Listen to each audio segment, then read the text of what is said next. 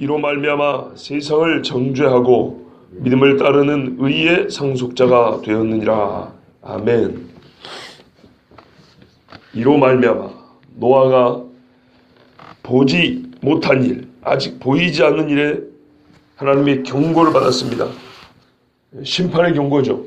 비 한 방울 오지 않았고 배를 타본 적도 없는 노아가 비가 내려가지고 땅을 덮어서 땅 위에 호흡 있는 것은 다 죽여버린다 그랬어요. 그럼 왜 물속에 있는 것은 안 죽냐?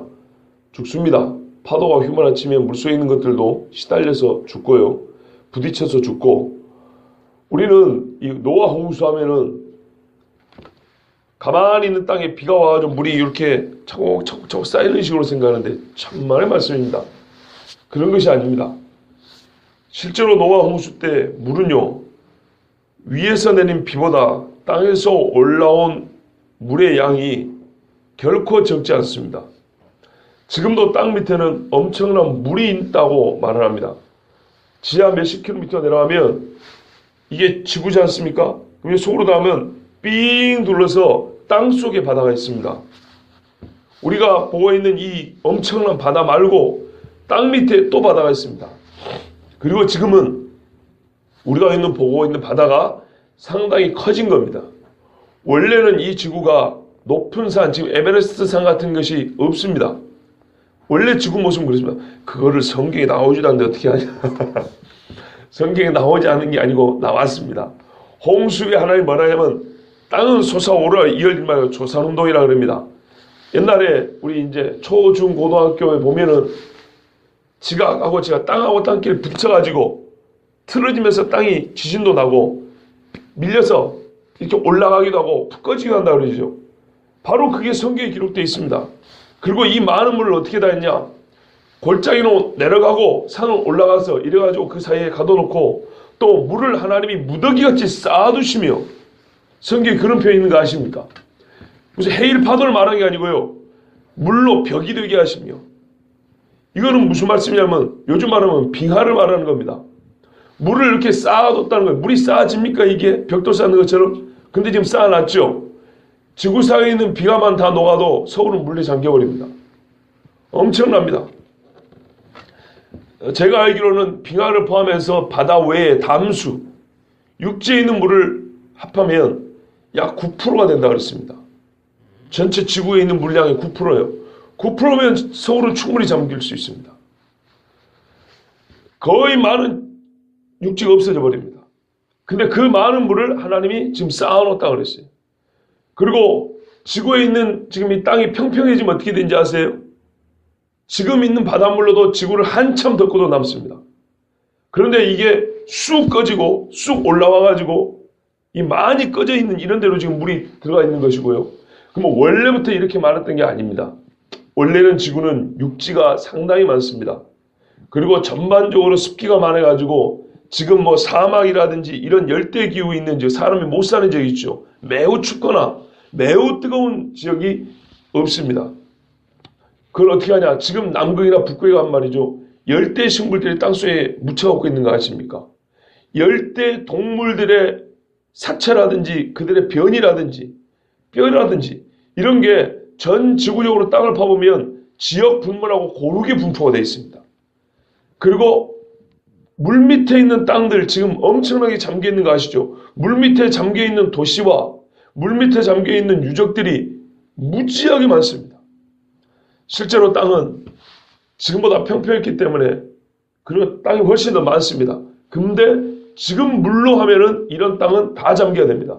옛날에 물이 적었고요. 성경으로 말하면 땅에 지각이 터져가지고 땅에 깊은 샘이 터있다 그랬는데 이거는 온천수가 물이 이렇게 푹 솟아오르는 이 정도 아니고, 여러분 우리 교회 땅이 전체가 지구 땅이라고 생각해 보시면 우리 지금 예배당이에요. 여기서부터 여기까지 요 마이크 정도 굵기로 쫙 벌어지면 이게 엄청난 크기라는 거 아시겠죠? 그죠? 말을 할 것 같으면은 우리나라 정도의 이 한반도 요 정도의 이 폭으로 땅이 한번 쫙 쪼개있다고 생각해 보세요. 얼마나 큰 파도가 생기겠는가? 물은 얼마나 쏟아져 나오겠습니까? 과학자들이 연구해 보니까 이 지구가 누르고 있는 압력이 있을 거 아닙니까? 지하 수십 킬로에서 물층이 있는데 그 물층이 있는 거를 지금 지구가 이렇게 싸고 있단 말이에요. 밑에서는 지금 지구 내부는 열이 나가고 있고, 근데 이게 위에서 틈이 딱 벌어지잖아요. 그러면 이 물이 뿜어져 나오는 속도가 얼마나 센가? 저 위에 있는 어디 정도 다른 치고도 넘고 올라간다 그랬어요. 그런 물에 나가는 속도가 어마어마하기 때문에. 그러면은 어떤 일이 벌어지냐면 물이 올라가다 보면요, 공기를 뭡니까? 열을 뺏어가죠. 또 어떤 경우는 열이 나는 경우도 있습니다. 그가 갖고 있는 열이 있습니다. 이건 좀 과학적인 이야기인데, 이래저래 해가지고 어떤 일들이 벌어지냐면은 홍수 초기에 어떤 지역은 좀 덮을 수도 있고 어떤 지역은 상당히 추울 수도 있는 겁니다. 그리고 지구를 감싸고 있는 밖에 물층이 또 있다 그랬어요. 성경에는 하늘 위에 물들이 있다 그랬습니다. 그 엄청난 물층이 처음에는 얼어갖고 있는 상태라 그랬습니다. 그 저번에 제가 몇 달 전에 한번 말씀드렸죠. 이게 이름하여 과학적 플라즈마 효과라 그래서 자기 부상열차 이렇게 떠가지고 가는 것처럼 이 전기, 지구에서 전기가 나가는데 150년 전에 비해서 예수님 당시로 비하면 지금 지구가 뿜어내는 전기가 어림잡아 약 절반 정도로 힘이 약해진 상황이라고 그랬습니다. 그때는 훨씬 더 강력한 전기가 있었다니. 이 전기는 언제 어디서 먹냐? 태양에서 밖에서부터 지구를 향해서 우주에서 날아오는 광선들이 엄청 많은데 우리는 그걸 이름하여 자외선, 적외선 뭐 그렇게 부르지 않습니까? 그 외에도 많이 있습니다. 사람 몸에 해로운 광선들이 많이 있는데요. 그것들을 지구를 둘러싼 물층이 거의 대부분 반사를 시킵니다. 대기권도 반사하지만은 그 물층이 많이 반사를 시킵니다. 그런데 지금 어떻게 해요? 그걸 반사를 못 시키죠. 여러분, 우리가 물속에 있을 때는 이 광선에 노출이 적게 되죠. 그렇죠. 공기 중에 있을 때 노출이 많이 되죠. 그것처럼 지구 자체를 그 물이 감싸고 있을 때는 밖에서 들어온 해로운 광선이 많이 막아줍니다. 반사시켜줍니다. 근데 그게 거의 없어져 버리고 대기권도 약해지고, 그러니까 피부 노화가 빠르고 빨리 죽는 겁니다. 그 물층만 똑바로 있어도, 대기권만 원활해 있어도 사람 몸의 각종 광선에 대한, 지금도 여러분 엑스레이 찍지 않습니까? 엑스레이가 사람 몸에 해롭지 않다고 생각하시죠? 천만의 말씀입니다. 사람 몸에 해롭지 않게 엄청나게 그 강도를 떨어뜨리는 건 사실입니다. 그런데 이 해롭지 않다는 말이 무슨 말이냐면 지금 직접 쐬는 순간 죽지 않는다는 정도지 몸에 해가 없다는 말 아닙니다.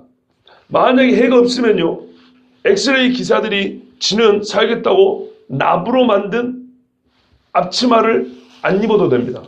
그런데 엑스레이 기사들은 어떻게 합니까? 환자들을 둘러누워 해놓고 자기는 언능 가서 뒤에 숨어가지고 납으로 만든 앞치마를 둘러쓴 다음에 엑스레이를 찍습니다.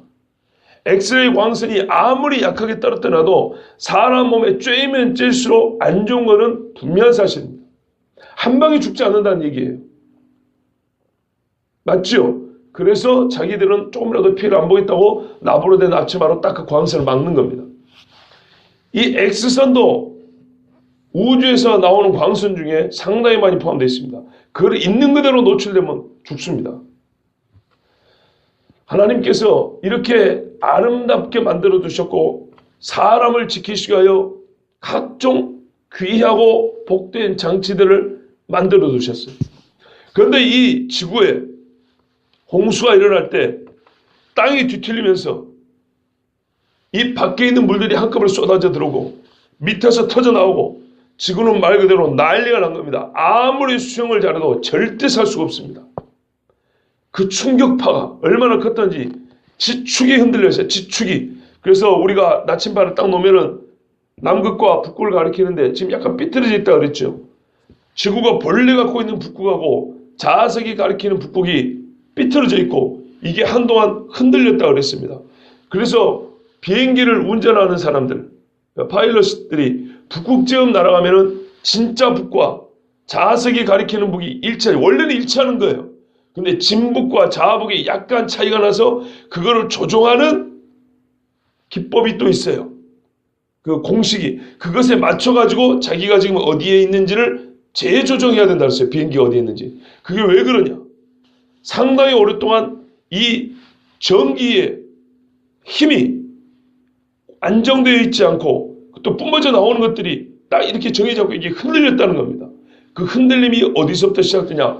과학자들은 그 기원을 예수님을 알지 못하고 성경을 알지 못하면 절대 못 풉니다.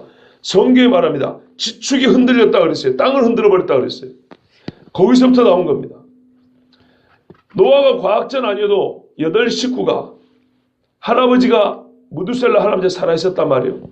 라멕 할아버지도 살아있었을 때입니다. 라멕은 아버지고 할아버지는 무두셀라고, 이 할아버지 무두셀라가 살아있을 동안에 아마 믿음이 있는 사람이 조금 남아있었다면 8 식구가 방주 짓는 걸 좀 도와줬을 겁니다. 옛날 창세기 강의 때도 잠깐 말씀드렸듯이, 왜냐하면 홍수가 난 해에 할아버지 무두셀라가 죽습니다. 그보다 한 5년 전에 아버지 라멕이 돌아가십니다. 그렇다면 노아가 방주를 지을 동안에 믿음 있는 아버지가, 믿음 있는 할아버지가 뒷짐지고 있었겠습니까? 도와줬겠죠.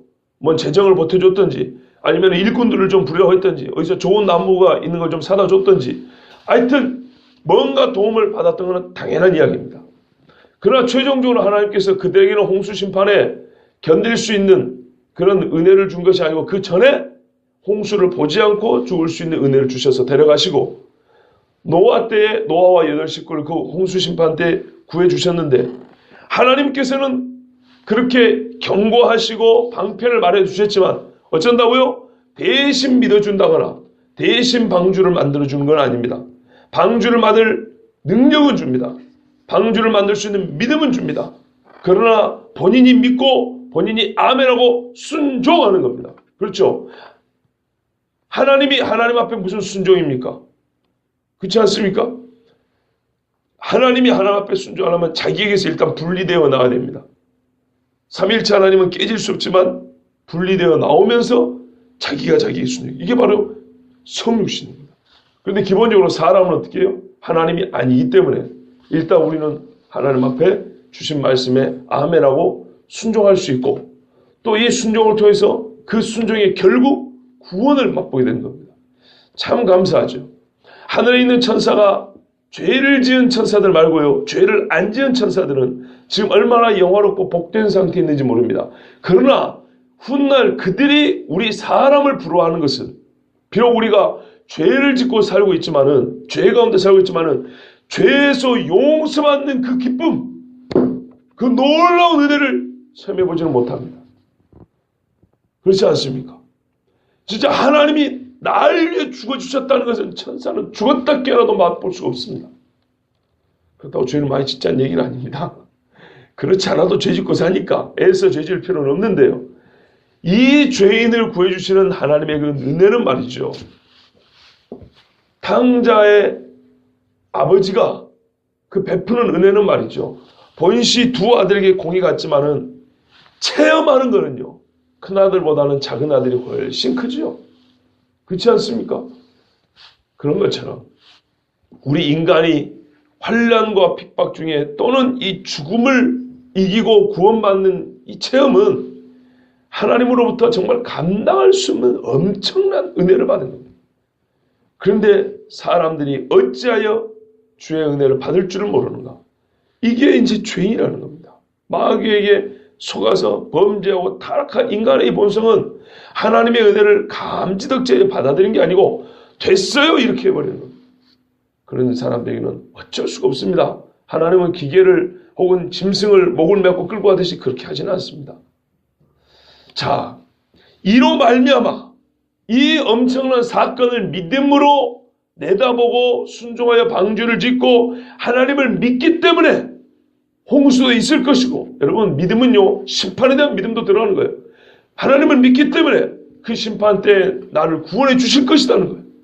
그래서 이로 말미암아 인류 역사상 전무후무한 정말 믿음의 체험을 가지고 구원을 받은 노아이기 때문에, 이 일로 말미암아 노아가 하는 것이 무엇이냐? 세상을 정죄한다 그랬어요. 그러면 이 말이 곧 구원받은 사람은 구원받은 체험으로 인해서 갑자기 심판장의 지위가 주어진다는 뜻인가? 그게 아닙니다. 그게 아니에요. 여러분, 학교를 다니다 보면 말입니다, 옛날도요, 소위 서클이라 그러죠. 일진이라는 애들이 있어요. 요즘에는 일진이라 그러는데 옛날에 학교에서 주먹 좀 쓴다는 애들 좀 있죠. 여자 학교에도 있었겠죠. 머리끈에 좀 이렇게 끄는 애들 있죠. 껌 좀 씹는 애들. 침 좀 특이하게 뱉는 애들 있죠. 예, 그런 애들이 있어요. 자, 그런 애들이요. 유독 싫어하는 애들이 있습니다. 주먹 좀 쓰고 껌 좀 씹는다는 애들이 같은 반 친구인데 싫어하는 애들이 있어요. 누구를 싫어합니까? 이름하여 범생들을 싫어합니다. 왜요? 지그들이야 남을 괴롭히지만 범생들이 뭐 자기들을 괴롭혔습니까? 아무것도 안 해요. 범생들은 그냥 공부만 해요. 하나님 말씀, 하나님이 한다. 선생님 말씀에 이해하고. 그런데 왜 범생들을 싫어합니까? 표현이 죄송합니다. 저 새끼들 때문에 우리가 못된 게 드러나요. 더 드러나요. 다 땡땡이를 치면은 뭐 지난 하나 별 다를 게 없는데 우리는 밤에 야간 자율학습 안 하고 땡땡이를 치는데 가끔 뒷골 맞고 담배 피고 선생님 몰래 술도 좀 마시고 그러는데 저것들은 아침에 정확하게 학교 오지. 우리는 밥 먹을 때 학교 오는데 정확하게 오지. 끝날 때도 정확하게 끝나가지. 청소 잘해. 청소 잘해. 선생님 숙제 내면 숙제해. 매 때리면 그냥 울더라도 맞지. 이것들은 어떻게 해요? 선생님들은 왜 때려요? 막 이러고 대들지를 않나. 수업 끝나고 갈 때 괜히 담배 뻐끔뻐끔 피면서 선생님들 골목길에 가면 겁이나 주지 않나. 예나 지금이나 그런 애들 있죠. 요즘에는 더 험해져. 옛날에는 이제 그렇게 많지는 않았지만. 근데 얘들이 왜 범생들을 미워한다고요? 범생들이 자기들을 해코지해서 그런 게 아니고 해코지는 저기들이 하면서 싫어하는 이유는 걔들은 말 그대로 모범생이기 때문에 싫어하는 겁니다. 왜 싫어합니까? 저놈들 때문에 우리의 죄인됨이 더 드러나기 때문에 그런 뜻입니다. 세상에 노아가요. 전체 인구 중에 상위 8명 안에 든 사람입니다. 엄밀히 표현하면 1등입니다. 그렇지만 식구들이 총 8명이니까 노아는 당대 하나님 앞에 의롭기로 1등인 사람입니다. 그러면 홍수에 죽은 사람들이 볼 때 그들의 입장에서 노아만큼 꼴불견이 어디 있겠습니까? 뭐 한다고 저 산꼭대기인지 들판인지 모르지만 60, 70년 동안에 말도 안 되는 저 배를 찍고 자빠졌냔 말이에요. 저 노인이. 500살이 넘은 노인이 말이에요. 예? 뭐 한다고 있는 재산 없는 재산 다 털어다가 곡식 쌓고 그걸 말려가지고 재가지고 뱃속에서 먹는다고 그거를 양식을 준비하냐 이 말이에요. 우리같이 술이나 퍼먹고 폭행이나 일삼으며 시집가고 장가하고 이 좋은 날에 놀기나 할 것이지. 그 말입니다. 노아를 볼 때 그들은 자기들의 죄를 핑계할 수 없는 지경이 됐다는 겁니다. 그것이 노아가 세상을 정죄했다는 겁니다. 말을 바꿔서 말하면 노아로 말미암아 세상은 스스로 정죄하지 않을 수가 없었으며 그 누구도 하나님의 심판 앞에서 왜 나를 심판하느냐고 하나님 앞에 대항하거나 하나님 앞에 반개를 들 만한 사람은 그런 자격이 있는 사람은 아무도 없었다 이 말입니다. 로마서에 의인은 없나니 하나도 없으며 각기 물러가 죄를 진다 그랬어요. 한 사람도 하나님 앞에 죄를 안 지은 사람이 없었는데도 불구하고 사람들이 자기들을 볼 때는 자기가 자기 기준으로 볼 때는 우리가 뭘 잘못했냐 하지만 노아 저 할아버지를 볼 때는 말이죠. 우리가 내 양심을 죽이고 숨겨놨던 죄들이 속속들이 다 들여다 보여버린 거예요. 그래서 물이 쏟아져 나오고 땅이 흔들릴 때 그 양심도 흔들려 하나님 앞에 두려워 떠는 거예요. 이게 정죄하고입니다. 마지막 때도 마찬가지입니다. 세상 사람들이 왜 예수님을 미워하냐 하면 예수님의 말씀에 요한복음에 보면 내 말이 너희에게 주어졌으므로 그리고 그들이 나를 먼저 미워하기 때문에 너희도 미워할 거다 그랬어요. 내 말이 너희 안에 들어있고 너희가 세상에 속하지 아니하므로 자기들 세상에 속하지 아니하였다 하여 너희를 미워하리라. 똑같죠. 똑같습니다. 세상이 자기들이 그토록 부정하고 싶었던 죄인됨이 핑계할 수 없기 때문에 정죄를 주님이 심판 앞에서 심판을 딱 받기도 전부터 자기 양심이 자기를 찌르고 정죄하는 것을 느껴버리기 때문에 예수쟁이를 보면 볼수록 미워하고 정말로 핍박하게 되는 것입니다. 그런데 이것을 우리 하나님은 노아 때 이야기를 통해서 가르쳐 줍니다. 그때도 그랬느니라. 그래서 그들의 심판은 공의로운 심판이었다는 거예요. 의의 상속자가 됐다 그랬죠. 근데요, 믿음을 따르는 의의 상속자가 됐다 그랬습니다.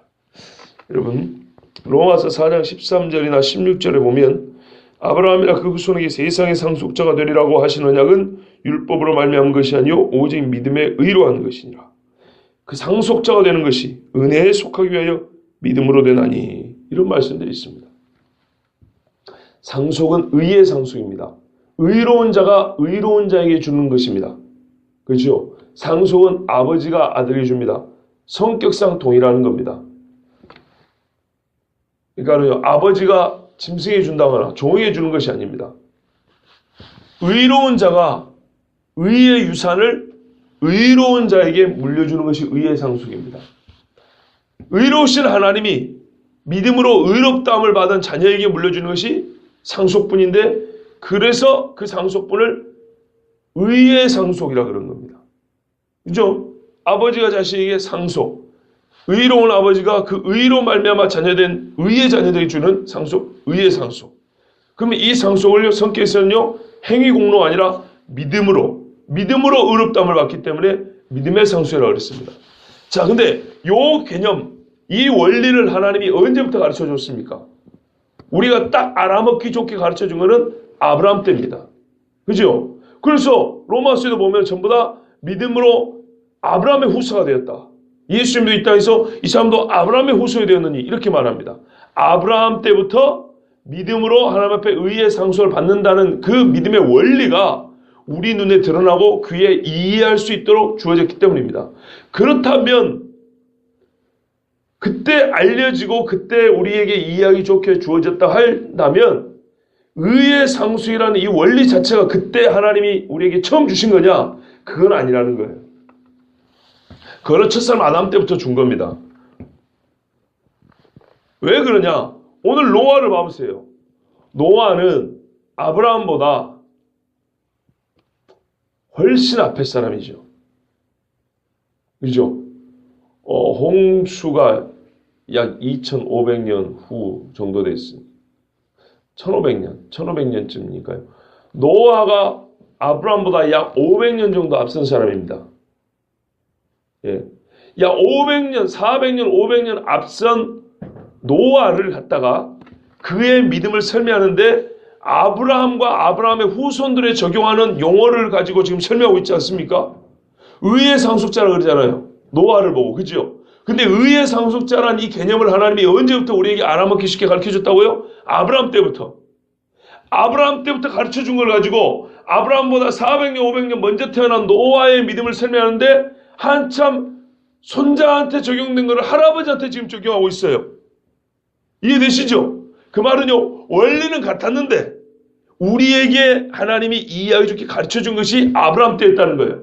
그래서 아브라함을 통해서 믿음의 원리를 배우게 된 바울은 로마서를 썼고, 신약시대, 소위 신약시대를 살고 있는 우리가 이해할 수 있도록 그 아브라함에게 주신 하나님의 그 의의 상속, 요거를 가지고 아브라함보다 앞선 시대 사람들의 믿음을 설명할 때도 같은 원리라고 이거를 그대로 갖다가 할아버지 노아한테도 지금 적용하고 있는 거예요. 노아의 믿음을 설명할 때 이걸 그대로 쓰는 거예요. 그럼 우리는 어떻게 하면 된다고요? 노아를 이해하기도 그리 어려운 게 아니다. 아브라함 알지? 그렇죠. 그것이 아브라함 때 하나님으로부터 우리에게 이제 이해하기 쉽게 이렇게 들려진 것이지, 개념 정리가 된 것이지, 그 원리는 원래 한 하나님이 주신 거기 때문에 아브라함이 이전부터 통했던 원리다. 그러니까 노아가 방주를 지어가지고 물에서 죽지 않냐고 구원을 받은 것이 아브라함 할아버지하고 같은 원리로 구원받은 거야. 알겠죠? 하고 가르쳐 준 겁니다. 누구에게요? 그 후손들인 히브리 사람들에게. 그리고 영적인 후손이 우리에게. 그럼 성경이 지금 무슨 말을 해요? 제가 그토록 강조했던 것. 예나 지금이나 모든 인간은 창세 이후로 생명책에 기록되어 구원받는다는 것은 창세 이후로 누구나 의의 상속자적 믿음으로 구원을 받는다는 것이 성경이 증언을 합니까? 안 합니까? 하지요. 노아가 무슨 피땀 흘려가지고 자기가 구원을 받았다고. 참만의 말씀입니다. 아브라함도 창세기 15장을 보세요. 아브라함이 여호와를 믿으니, 그때는 아브라함입니다. 아브라함이 여호와를 믿으니 이를 저의 의로 여기시고 그랬어요. 그 다음에 하나님이 이름을 바꿔주죠. 아브라함이라고. 은혜를 먼저 준 다음에 그가 믿음으로 하나님 앞에 아멘 하니까 이름 바꿔줍니다. 그 다음에 그 믿음에 따른 하나님의 약속된 복은 하나님이 실제로 줍니다. 아들 이삭을 줍니다. 그랬더니 아브라함 어떻게 해요? 또 실제로 그 아들을 바칩니다. 그랬더니 어떻게 해요? 실제로 바쳐서 증언합니다. 누구도 이제 빼도 박도 못해요. 죄인들이 이 노아로 말미암아 죄인됨을 자기 스스로 실증하여 정죄받은 것처럼, 그죠? 그 전부터 죄인이었어요. 그 전부터 죄인이지만은 의인 노아가 있으니까 죄인인 게 실증이 되죠. 심판을 통해서 실증이 되죠. 빼도 박도 못해요. 그런 것처럼 아브라함이 하나님 앞에 믿음을 갖고 있어 의롭다움을 받았으나 그것이 자기 아들의 하나님 앞에 바치는 순간이 딱 되니까 누가 어떻게 돼요? 빼도 박도 못한 믿음의 사람이에요. 이제 누구도 부정을 못해요. 하나님의 사랑이 십자가 예수님이 있기 전에는 없었습니까? 사랑하니까 아들을 보냈죠. 사랑하니까 약속을 했죠. 그런데 어떻게 해요? 십자가에서 성경에도 분명히 말했어요. 확증하셨느니라. 십자가 있기 전에 사랑 아니에요 그럼? 십자가에서 예수님이 죽기 전에 하나님은 사랑 아니에요? 그때부터 사랑의 본성을 그때부터 가진 건가요? 아니죠. 하나님의 본성, 하나님의 작정은 그 전에 있었던 거죠. 그런데 십자가를 딱 보는 순간 누구도 부정을 못해요. 말하자면 하나님의 그 사랑을 보는 순간 세상에 있는 모든 사람은 정죄를 받는 거예요. 나는 죄인이구나 하고. 그때 돌이키는 것은 늦지 않다 그랬어요. 하나님이. 십자가 한편에 달린 강도 보세요. 그때 늦지 않아요. 그런데 그 십자가를 보고도 정죄를 받고도 내가 하나님 앞에 죄인이라고 하나님으로부터 정죄를 받고도 무릎 꿇지 않는 자는 미안하지만 이제 그러면 늦는 거예요. 고린도전서에 은혜로다, 은혜로다. 정말 은혜인 거예요. 이 죄인에게 살아생전에 1차적으로 정죄를 받을 수 있는 기회를 주셔서 하나님의 구원 앞에 그 은혜 앞에 무릎 꿇을 수 있는 기회를 주셔서 은혜로다. 지금이 구원의 날이고 은혜 받을 만한 날이라고. 지금이 여기서 그렇다고. 얼마나 감사합니까? 그런데 어떻게 해요? 홍수 딱 나버리면 땡치는 거지. 그만인 거예요. 문 열렸을 때 들어가는 것이지. 안 그렇습니까? 노아가 방주를 짓는 그 수십 년이 벌써 1차 정죄를 받는 거예요. 노아가 심판을 했다는 게 아니고 자연스럽게 정죄를 받는 거예요. 우리가 하나님의 뜻도 모르고 하나님을 거역한 인간들이구나. 그때 같이 와서 널빤지라도 하나 되고 못지라도 한번 해가지고 방주에 들어갔으면 그 사람은 사는 겁니다. 그러나 문이 닫히기까지 끝까지 정죄를 받고도 뻔뻔하게 하나님 앞에 고개를 들어버리면 때는 늦는 겁니다. 마찬가지요. 주님 오실 날을 자꾸 미루시는 이유가 어디 있습니까? 성경에 베드로후서에 나오잖아요. 주께는 하루가 천년 같고 천년이 하루 같다. 어떤 이의 말처럼 더디다고 더딘 것이 아니라 한 사람이라도 구원에 이르기를 바라고 주님이 지금 기다리고 계신다고 그랬어요. 오늘도 우리가요, 이 말씀을 통해서 노아가 의의 상속자가 되었거나 믿음으로 아브라함에게 적용되고 아브라함을 통해서 우리가 깨닫게 된 그 의의 상속이라는 것. 즉 한마디로 무슨 말이에요? 예수 그리스도를 믿고 구원받았다는 것이죠. 그죠? 그리고 여기서 하나, 그것을 노아에게 적용했다는 것은 노아의 믿음을 설명해서 아브라함 이야기를 했다는 것은 이들이 동일한 믿음의 원리로 구원을 받았다는 얘기고 동일하게 의롭다움을 받았다는 겁니다. 그런데 노아 당시에 어떤 말하자면 개념을 가지고는 우리에게 이해를 시켜주기 좀 어렵기 때문에 가장 탁월하고 쉬운 아브라함 때 밝혀지고 주신 이 의의 상속이라는 믿음으로 얻는 의의 상속의 개념을 가지고 지금 우리의 믿음으로 구원받는 걸 설명하는 것처럼 노아도 설명해 준 겁니다. 그러면 쉽게 이해가 되죠. 그래서 한 가지만 더 말씀드리겠습니다. 여러분 5장 우리가 지금 11장 6절을 볼 때 또한 그가 자기를 찾는 자들의 상 주시는 이심을 믿어야 할지나 하면서 우리가 믿음으로 받는 구원과 이 상은 은혜냐 공로냐 그랬는데요. 역시 이것도 은혜라 그랬습니다. 이것에 대하여 길게 말씀드리기 좀 어렵고요. 이 새벽에는 그냥 짧게 한 말씀만 드리겠습니다. 창세기 15장 1절에 이런 말씀이 있습니다. 아브라함아 두려워 말라. 나는 여호와 하나님이죠. 나는 너의 방패요 너의 지극히 큰 상급이니라. 아멘. 하나님이 뭐라고요? 상이라고요. 하나님은 뭐냐? 하나님이 아브라함에 약속하신 상은 나 자신이라 그랬어요. 내가 너의 상이라 그랬어요. 내가 누구죠? 바로 예수 그리스도를 준다는 거죠. 그죠? 예, 이거 쉽게 말하면 그런 말입니다.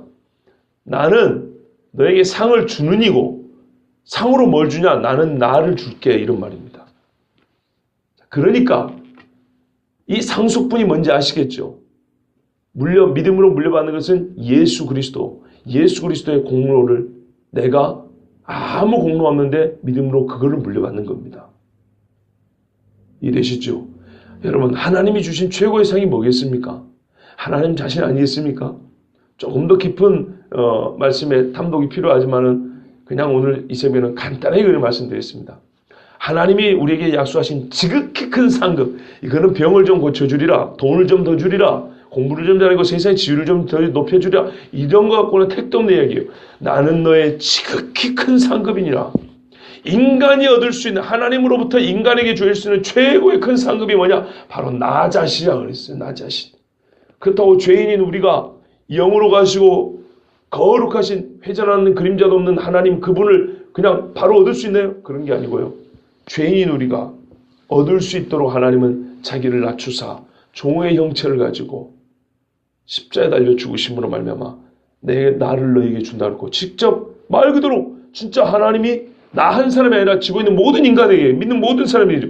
그래서 이 세상에 하나님이 오셨고 이 세상의 모든 죄인들을 위하여 십자가에 죽으셔서 누구라도 믿는다면 바로 그분 예수님을 얻는 거 아닙니까? 그렇죠? 우리가 성령과 함께 합니까? 안 합니까? 성령과 함께 한다니까요. 제가 여러분 간증이에요. 진짜로 이번에 정책당에 앞두고도요. 정말로 2달 기다렸다 그랬잖아요. 2달 만에 딱 하나님이 마음에 성령으로 감동을 주시기를 내가 네 기도를 들어주마 그랬어요. 진짜로. 그래서 어제 우리 장로님들과 아주 제 기준으로는 매우 평안하고 순적하게 1년의 살림살이를 하나님 주신 은혜로 정말 당회도 잘 마쳤고요. 거기다가 아주 좀 사적인 이야기인데, 제가 결혼하자마자 30살에 결혼을 했는데요. 야, 이 30살에 나는 30대 이 젊을 때 가죽 잠바를 한번 입어봤으면 정말 그게 소원이었어요. 나도 가죽 잠바를 한번 입어봤으면 좋겠다. 나는 언제 가죽 옷을 한번 입어볼까? 하나님이 아담도 가죽 옷을 지어 입혔다는데, 그런데 지금까지 못 입어봤거든요. 근데 어제 가죽 잠바가 생겼어요. 서로 합의한 바 없이, 계획한 바 없이 어제 바로 그날 딱 여기 계신 어떤 분이 가죽 잠바를 주셨어요. 그래가지고 하나님이 또 그걸로 증거였어요. 내가 네 기도를 들어줬다 그랬지. 증거이면서 또한 8년 전에 마음에 품었던 소원의 응답 동시에 봐, 내가 들어준다 그랬지. 얼마나 제가 하나님 앞에 기쁘고 감사한지 모릅니다. 맞습니다. 하나님은요 자기 자신을 약속하시고 나는 너의 지극히 큰 상급이라 했어요. 우리 하나님을 얻은 것에 비하면 우리가 지금 받은 것은 사실 비할 바 없지만 이 모든 것이 어디로 와요? 각종 좋은 은사는 하늘이신 빛들의 아버지께로부터 오나니 그랬어요. 자기 자신을 주신 이가 너에게 더하여, 성령을 말하면 더하여 은사를 주지 아니하시겠느냐 그랬어요. 여러분, 믿는 자에게는요 구원을 주시는데, 이 구원을 받았다는 것은 곧 하나님 자신 그 복 주시는 그분을 상으로 받았다는 말씀입니다. 그러니 우리가 얼마나 크고 복된 자들입니까? 얼마나 크게 복받은 자들입니까? 오늘도 하나님께 감사하시고 하나님을 찬송하는 저와 여러분 되시길 바랍니다. 기도하겠습니다.